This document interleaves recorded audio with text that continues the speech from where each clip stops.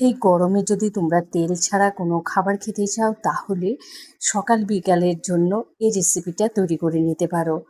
ঘরে থাকা চিড়া আর সুজি দিয়ে একদম সহজ পদ্ধতিতে কোনো রকম ঝামেলাবিহীন এই রেসিপিটা তৈরি করে নাও। যারা চ্যানেলে নতুন আছো প্লিজ চ্যানেলটা সাবস্ক্রাইব করে পাশে থাকা বেল আইকনে ক্লিক করে দিয়ে আর ভিডিওতে একটা লাইক দিতে ভুলো না। তো এখানে দেখো আমি নিয়েছি চিড়াটাকে একদম পরিষ্কার করে ধুয়ে নিয়েছি আর নিয়েছি সুজি। ওই ধরো চিড়া নিয়েছি 2 টেবিল চামচ, সুজিও তাই সম পরিমাণে নিয়েছি আমি। এবার এগুলোকে মিক্সিতে পেস্ট করে নেব।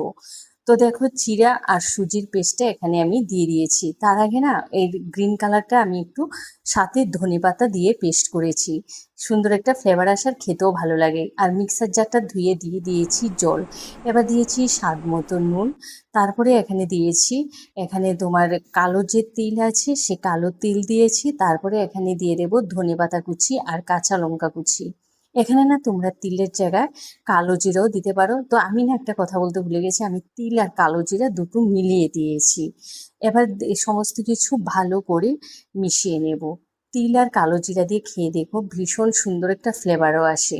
তো সমস্ত কিছু মিশিয়ে নেওয়ার পর এখানে দিয়ে দিয়েছি আবারও 2 চা চামচ সাদা তেল।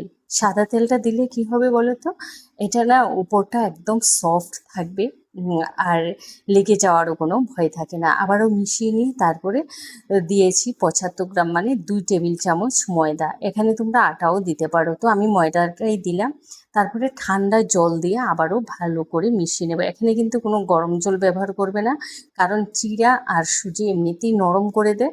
তো এজন্য ঠান্ডা জল দিয়ে মিক্সারটা তৈরি করে নেবে। তো আমি পাতলা একটা ব্যাটার তৈরি করে নিয়েছি। এবার কড়াইতে না সামান্য একটু তেল স্প্রে করে দিয়েছি। তেলটা কিন্তু একবারই স্প্রে করবে, একবার স্প্রে করে নিলে তুমি 3-4টে কিন্তু একবারে বানিয়ে নিতে পারবে। তারপরে ওই ব্যাটারটা দিয়ে উল্টে পাল্টে তারপরে আমি এগুলোকে ভেজে নেব। এই একটা তোমার পরোটা হতে টাইম লাগে মাত্র 2 মিনিটের মতো, এর বেশি না। খুব চটজলদি কিন্তু এটা তৈরি হয়ে যায়। তো এভাবে আমি সমস্তগুলো তৈরি করে নেব।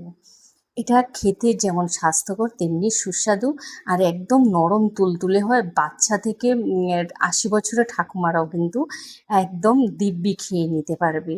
তো এতটাই নরম, যেহেতু চিড়ার সুজি দিয়েছি তাই সেক্ষেত্রে তোমরা একটু আটা বা ময়দা দিতে কিন্তু ভুলো না, না হয় কিন্তু এটা পেন থেকে তোলা যাবে না, একদম লেগে যাবে। দেখতেই পাচ্ছ মাঝে মধ্যে 2-একটা কিন্তু মাঝখান দিয়ে ফেটেও যাচ্ছে। তো এইভাবে দেখো আমি সমস্তগুলোকে তৈরি করে নিয়েছি।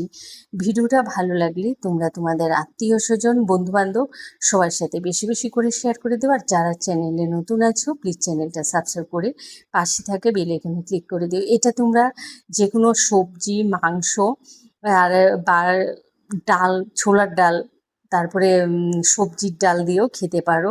আবার এমনি খেতেও কিন্তু ভীষণ ভালো লাগে। সম্পূর্ণ নিরামিষ একটা রেসিপি, যে কেউ কিন্তু তৈরি করে নিতে পারবে।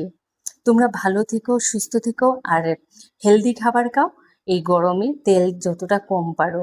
ভিডিওটা ভালো লাগলে লাইক কমেন্ট শেয়ার করতে ভুলো না। আবারও দেখাবো নতুন ভিডিও।